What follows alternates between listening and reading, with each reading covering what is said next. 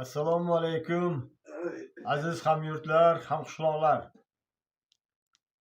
Bugun shu kelgan xabarlardan eshitib, bitta hamqishlog'imizni yosh farzandi og'ir kasallikka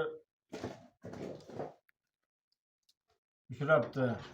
Shunga sabab yurgan bolalarimiz, qishlog'imizdagi ota-onalar ko'pchiligi shu qizimizni Hindistondan sog' salomat qaytib kelishi uchun unga zarur bo'lgan mablag'larni berishibdi. Eshitib nihoyatda biz ham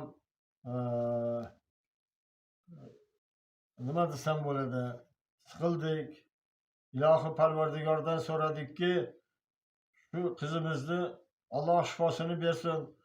Shu hamqishloqlarimizdan tushgan mablag' bilan eson-omon sog' salomat qishlog'imizga qaytib kelsin. Bundan buyog'iga hamma hamyurtlarimiz, oila a'zolarida tinchlik, xotirjamlik bo'lsin. Har xil dardi falokatdan va boshqa falokatlardan Alloh yurtimizni asrasin, qishloqlarimizni asrasin, xonadonlarimizni asrasin. Hammamiz tinch bo'laylik, sog' bo'laylik.